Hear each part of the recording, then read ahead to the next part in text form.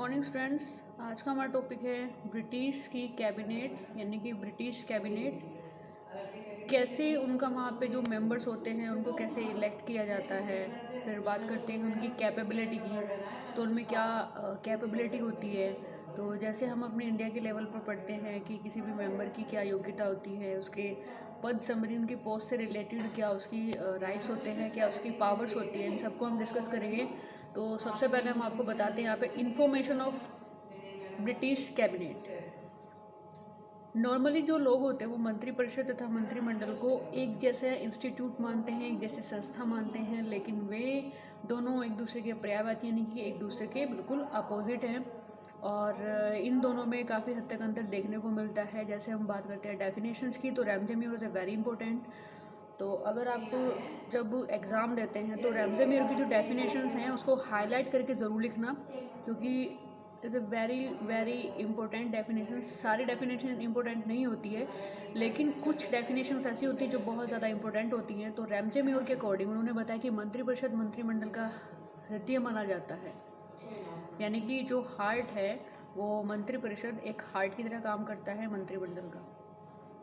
तो शासन का परिचालक यंत्र उन्होंने बताया है, जिसमें सभी महत्वपूर्ण यानी कि जो इम्पोर्टेंट जो डिपार्टमेंट हैं उनके राजनीतिक अध्यक्ष, जो पॉलिटिकल प्रेसिडेंट होते हैं, वो उसमें इंक्लूड होते हैं, वो उसमें सम्मिलित रहते हैं। और उसके साथ ही कुछ प्राचीन और प्रतिष्ठित पदों के अधिकारी भी रहते हैं। यानी कि जब हम ब्रिटेन की बात करते हैं तो जो ट्रेडिशनल और जो रिचुअल्स के अकॉर्डिंग वहाँ पे जो पोस्ट हैं वो लगातार अभी भी प्रेजेंट में देखने को मिलती है। यानी कि कुछ वहाँ पे ऐसे रॉयल जो पोस्ट है वो लगातार अभी भी बनी हुई है।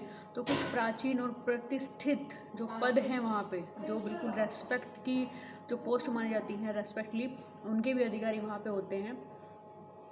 Next, council of minister and cabinet distinction. तो मंत्रिपरिषद और मंत्रिमंडल में बहुत निम्नलिखित रूपों में डिफरेंस पाया जाता है। बहुत सारे भेद हैं, बहुत सारे डिफरेंस है जो उनकी सिमिलैरिटी है वो कहाँ तक है। तो इसमें सब कुछ हम यहाँ पे डिस्कस करेंगे। तो भेद क्या है वो भी बहुत ज़्यादा ज़रूरी होता है, क्योंकि बेसिकली हमें मंत्रिपरिषद जो काउंसिल है और जो कैबिनेट है उसको एक जैसा मान लेते हैं।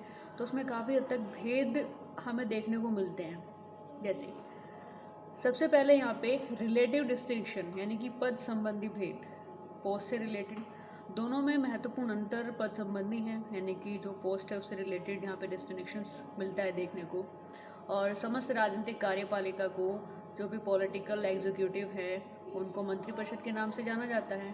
तो एक्चुअल में जो फील्ड में वर्क करते हैं वो एग्जीक्यूटिव जो डिपार्टमेंट है वही काम करता है। और इसमें कई श्रेणियों के सदस्य होते हैं, जैसे मंत्रिमंडल के स्तर के मंत्री हो गए, कैबिनेट लेवल के मंत्री हो गए, और उसके बाद वहाँ पे मंत्रिमंडल के सदस्य के साथ देखो, सबसे पहले तो हो गए कैबिनेट स्तर के मंत्री जो वहाँ पे काम करते हैं। उसके बाद और छोटे छोटे मंत्री होते हैं और अलग अलग विभागों में होते हैं। जैसे जो मंत्रिमंडल के जो सदस्य होते हैं, जो मेंबर्स होते हैं, उनमें कुछ विशेष विभागों के प्रधान भी होते हैं। कि अगर हम डिपार्टमेंट वाइज बताएं तो वहाँ पे कुछ प्रेसिडेंट भी होते हैं उनके, क्योंकि बहुत सारे ऐसे विभाग है, बहुत सारे डिपार्टमेंट में जिनमें मिनिस्टर्स की ज़रूरत नहीं होती, जिसमें मेंबर्स की ज़रूरत नहीं होती, जहाँ पे प्रेसिडेंट इंपॉर्टेंट होते हैं। और कुछ बिना विभाग के मंत्री भी होते हैं, यानी कि वहाँ पे कोई डिपार्टमेंट नहीं है लेकिन फिर भी वो मंत्री हैं, यानी कि उनका एक नाम है, वहाँ पे एक पोस्ट है जिसको वो फिल करते हैं। Is not important in field work में कोई इंपॉर्टेंस उनकी नहीं रहती है, किसी डिपार्टमेंट में उनकी कोई इंपॉर्टेंस नहीं रहती है।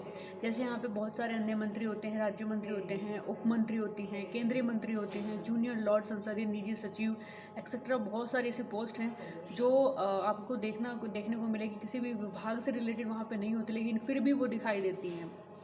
नेक्स्ट बात करते हैं यहाँ पे आकार संबंधी भेद, यानी कि साइज डिफरेंस। एक सबसे बड़ा ये होता है कि मंत्रिमंडल का जो आकार होता है वो मंत्रिपरिषद की तुलना में बहुत ज़्यादा छोटा होता है। और अगर यहाँ पे वर्ड की डिफरेंस की बात करें तो मंत्रिमंडल थोड़ा सा सुनने में मतलब मंडल एक ग्रुप एक काफ़ी बड़ा लगता है, लेकिन इसका जो आकार होता है वो मंत्रिपरिषद से छोटा होता है। तो मंत्रिपरिषद में सामान्यतः 70 से 90 तक मेंबर्स होते हैं, लेकिन जो मंत्रिमंडल के सदस्यों की संख्या है वो 18 से 22 यानी कि 22 के बीच ही होती है। तो आप इसमें देख सकते हो मेंबर्स को लेकर भी काफ़ी हद तक इसमें डिफरेंस देखने को मिलता है। नेक्स्ट बात करते हैं हम यहाँ पे वेतन संबंधी, यानी कि सैलरी डिफरेंस क्या है। देखिए, कैबिनेट के सदस्यों को ब्रिटेन में जो कैबिनेट के सदस्य होते हैं उनके मंत्रिपरिषद के अन्य सदस्यों की तुलना में अधिक वेतन मिलता है। जो कैबिनेट स्तर के मंत्री मिनिस्टर्स होते हैं, मेंबर्स होते हैं, प्रेजेंट कंडीशन क्या है कि वहाँ के जो प्रधानमंत्री हैं उनको प्रति वर्ष यानी कि पर ईयर 16,000 यहाँ पे लिखा हुआ है 1,63,418 पाउंड। देखिए, एक पाउंड जो होता है वो 100 रुपये के आसपास का होता है, तो यहाँ पे पाउंड में मिलती है जो सैलरी होती है। तो फिर मंत्रिमंडल के जो मेंबर्स होते हैं, देखिए ये तो मैंने बताया पीएम की सैलरी जो पर ईयर की होती है। यहाँ पे फिर जो मंत्रिमंडल है उनकी जो मेंबर्स हैं उनकी सैलरी 1,17,979 पाउंड वार्षिक उन्हें वेतन मिलता है। और जो अन्य मंत्री होते हैं उनका वेतन भी मंत्रिमंडल के सदस्य की तुलना में काफ़ी हद तक 50% होता है, यानी कि उनसे थोड़ा सा कम होता है। तो यहाँ पे जो वेतन है, जो सैलरी है, उसको लेकर भी काफ़ी हद तक डिफरेंस देखने को मिलता है। नेक्स्ट बात करते हैं यहाँ पे कार्य संबंधी शक्ति, यानी कि वर्क पावर किसकी कितनी है, किसकी डाउन है या कम है।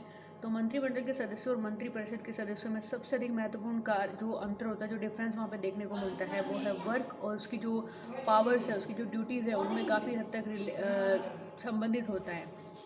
तो इस दृष्टिकोण से मंत्रिमंडल के जो सदस्य होते हैं वो अधिक महत्वपूर्ण होते हैं और मंत्रिपरिषद के सदस्य कम महत्वपूर्ण होते हैं। यानी कि अगर फील्ड वर्क की बात करें, पावर्स की बात करें, तो मंत्रिपरिषद के मेंबर्स के पास इतनी पावर नहीं होती है जितनी कि वो जो मंत्रिमंडल है, जो कैबिनेट है, उनके मेंबर्स के पास होती है। तो मंत्रिमंडल के सदस्य प्रशासनिक विभागों के अध्यक्ष होते हैं। सबसे बड़ी पावर से उनकी ये होती है कि जितने भी मंत्रिमंडल के जो मेंबर्स होते हैं, जो कैबिनेट के जो मेंबर्स होते हैं, वे प्रॉपर रूप से एडमिनिस्ट्रेटिव जो डिपार्टमेंट होते हैं उनके प्रेसिडेंट होते हैं। तो उनको समस्त प्रशासनिक संबंधी महत्वपूर्ण बातों पर निर्देश देने का अधिकार है, यानी कि प्रशासन से रिलेटेड वो किसी भी काम पर रिपोर्ट मांग सकते हैं। किसी भी काम के लिए जो भी अगर पेंडिंग पड़ा हुआ है तो उसके बारे में रिपोर्ट तैयार करने के लिए भी वो ऑर्डर दे सकते हैं। तो इस तरह की जो राइट्स होते हैं वो वहाँ के जो मंत्रिमंडल के जो मेंबर्स होते हैं वो उनके पास होता है। अब यहाँ पे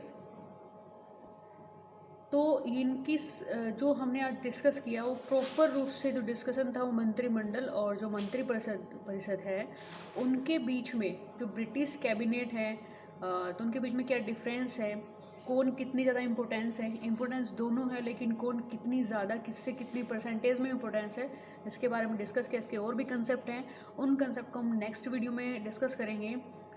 थैंक यू।